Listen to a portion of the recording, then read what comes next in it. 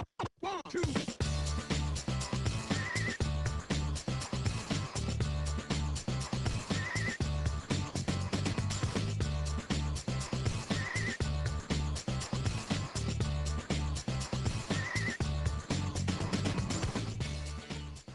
vous en prie, prenez place. Je m'adresse au premier invité de la soirée. Il s'agit du père Benoît Sévenier. Bonsoir. Bonsoir.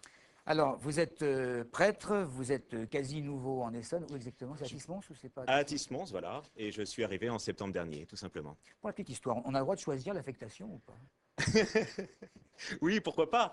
Et en fait, non, je suis membre d'une communauté de prêtres qui s'appelle les Eudistes. Et en fait, c'est un accord mutuel. C'est-à-dire qu'il y avait un besoin. J'avais fini mon mandat à Rennes. Et puisque la proposition a été intéressante, ben, je me suis réjoui de découvrir l'Essonne. Bon, Voilà. d'accord. Donc, finalement, vous avez la possibilité de dire, moi, j'aimerais bien aller à Saint-Tropez, mais on vous dira, c'est déjà pris, il y a déjà une liste d'attente, c'est ça? Exactement. À peu À près. peu près ça. Alors, la raison de votre présence, c'est le fait que vous soyez aumônier national de la préparation des mariages.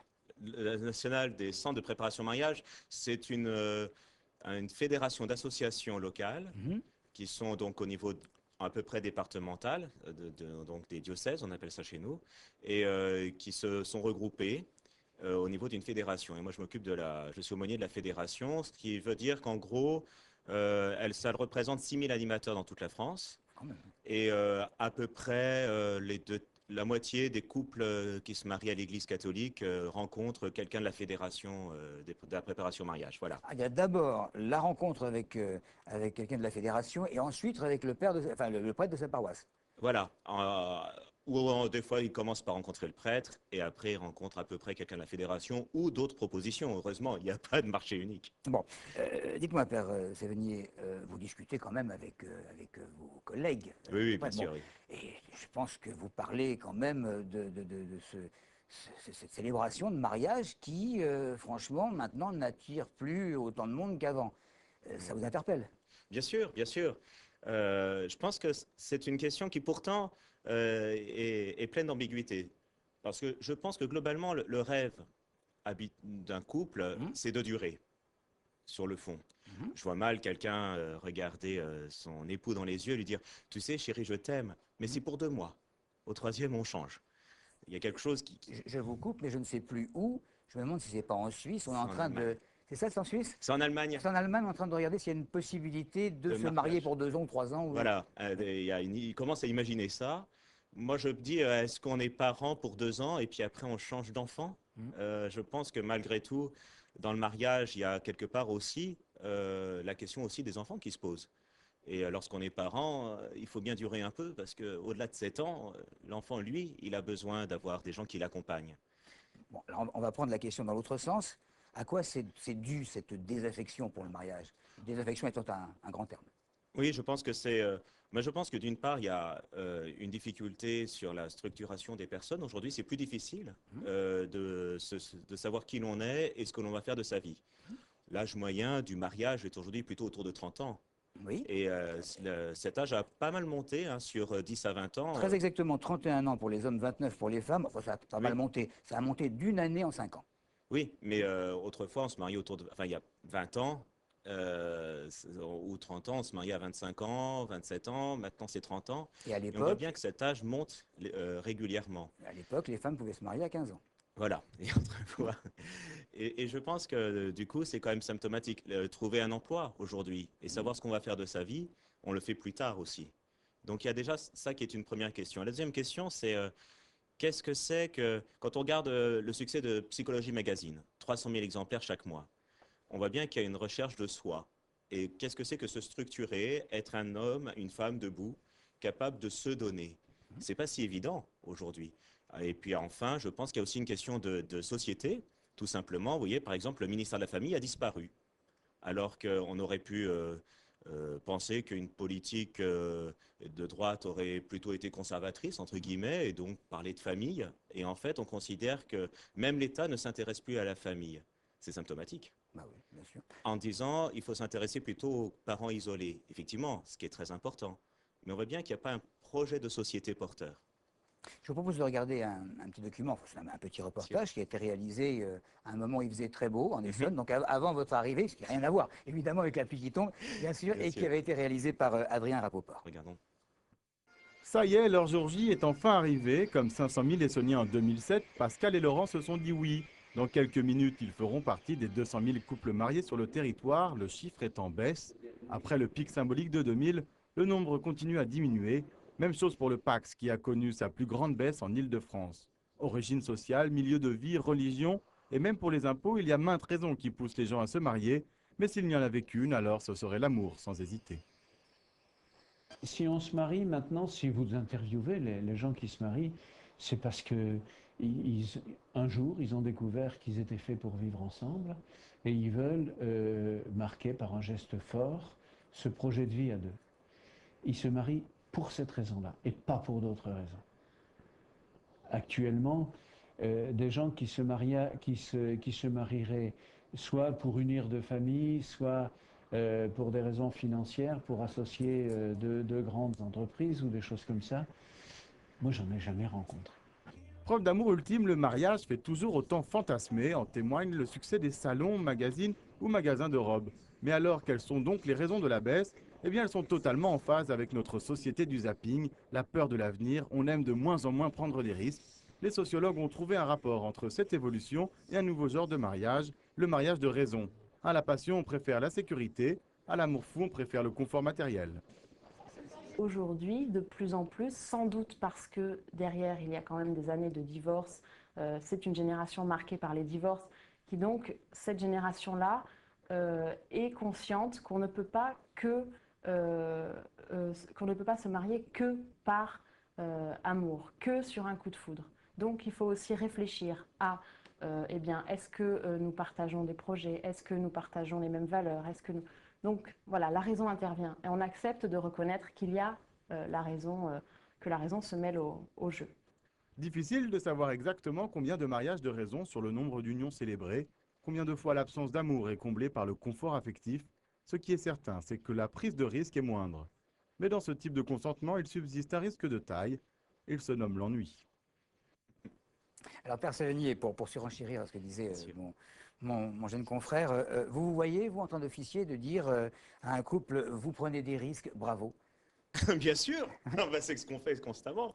Je crois que le mariage, c'est on dit la dernière aventure du XXIe siècle. Et je crois que humainement, le mariage, c'est une parole de promesse. C'est-à-dire, je ne sais pas de quoi sera fait demain. Je ne suis pas propriétaire de mon avenir, mais ce que je veux, c'est le construire avec toi. Et alors ça, il faut oser. Effectivement, c'est toujours admirable. Et comme le dit judicieusement le reportage, on ne fait plus de mariage pour avoir une belle robe, quoi. On le fait parce qu'on a un vrai projet. Et ça compte avoir une belle robe.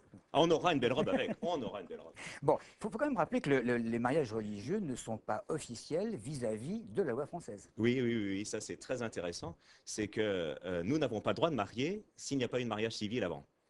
Et je pense que c'est une question d'ailleurs intéressante, c'est comment est-ce qu'on prépare au mariage civil dans la société?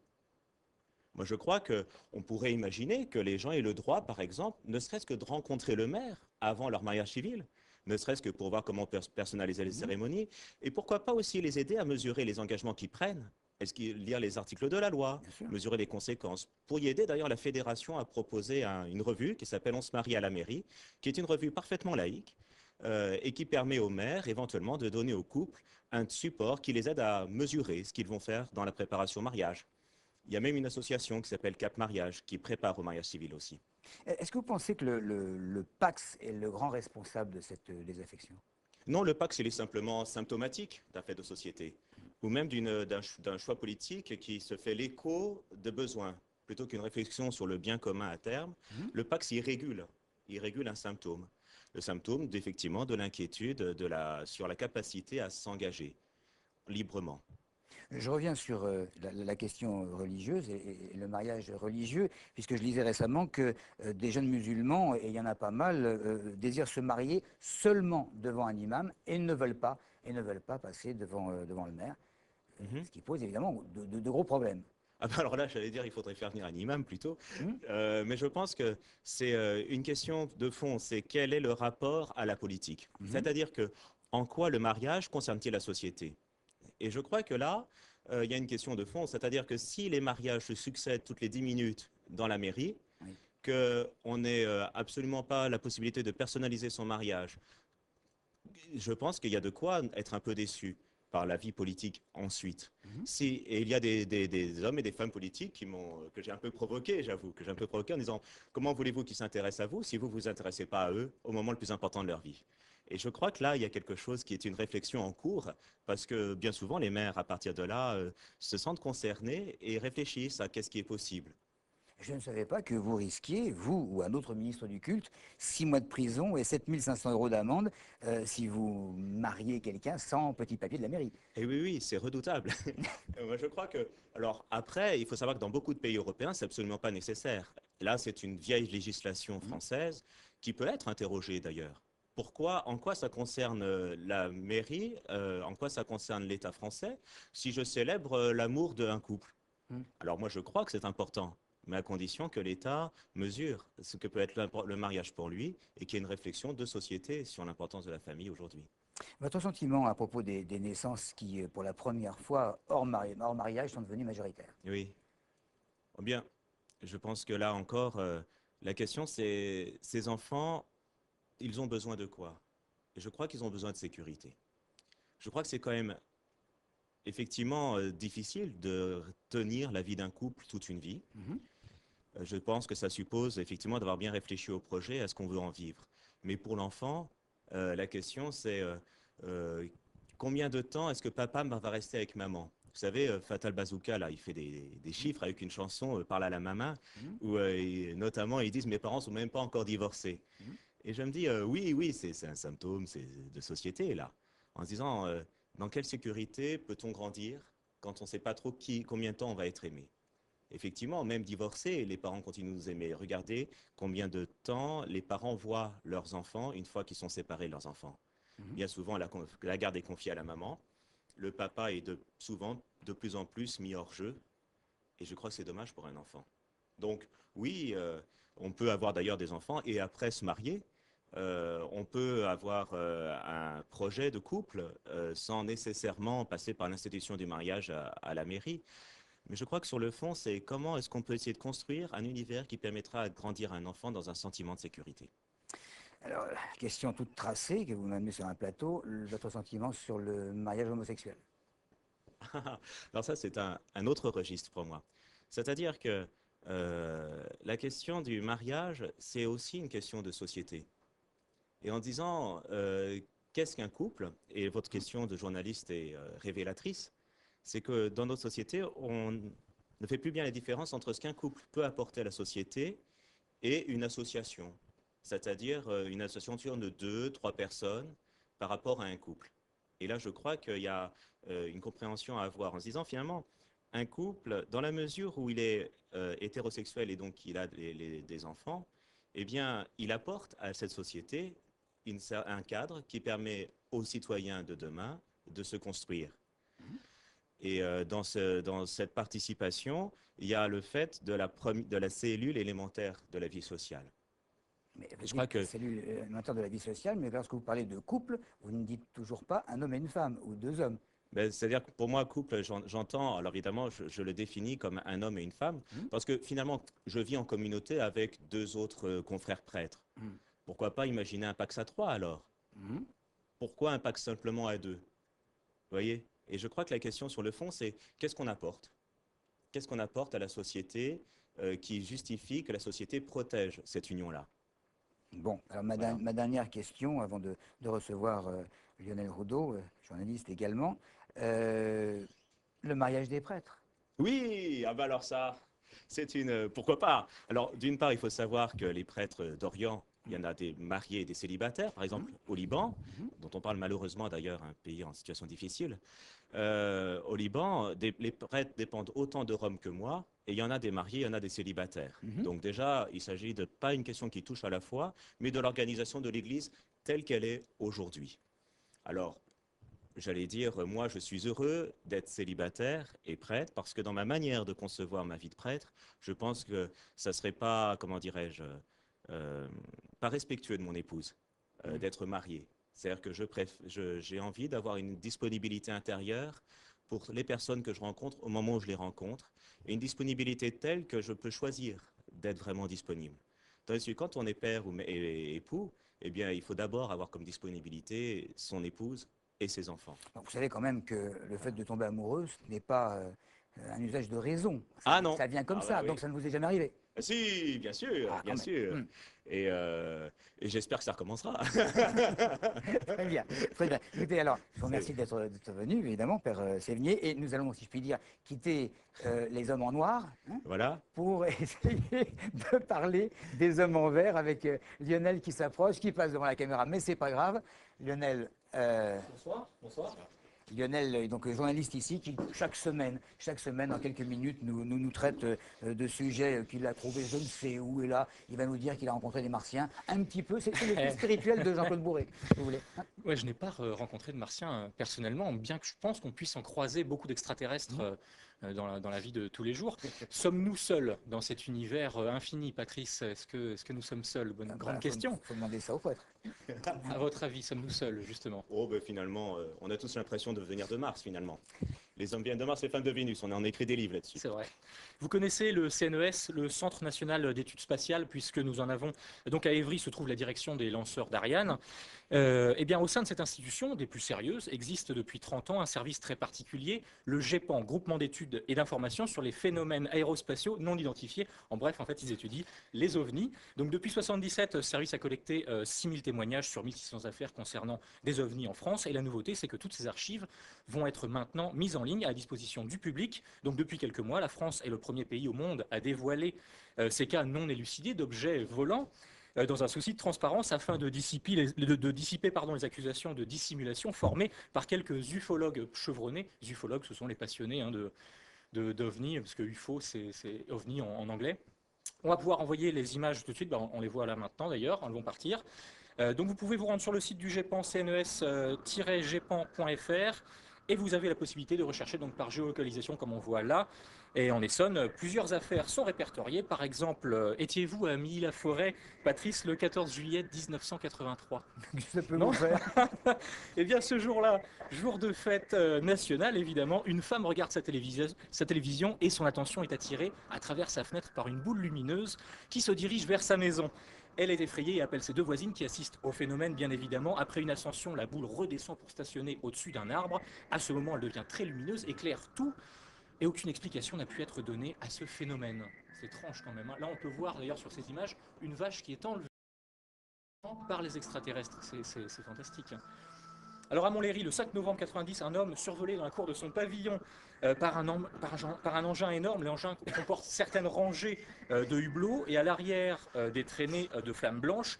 Aucun bruit n'a été perçu, si ce n'est les frottements dans l'air. Alors des hublots et des traînées de flammes blanches à de Montlhéry. flammes, oui. Alors peut-être qu'on peut se dire que Orly n'étant pas loin, peut-être que cette personne aura abusé de psychotropes éventuellement. Alors là, on va peut-être. Ah oui, alors là, on peut voir. Ça, ce sont des images que j'ai trouvées évidemment sur Internet parce qu'il est très difficile, vous vous en doutez, de récupérer ces images parce que sur l'instant, les gens sont absolument stupéfaits, donc ils n'ont pas le déclic, le réflexe d'aller prendre leur appareil photo. Ce sont des images que vous. Si on retient à sa vache.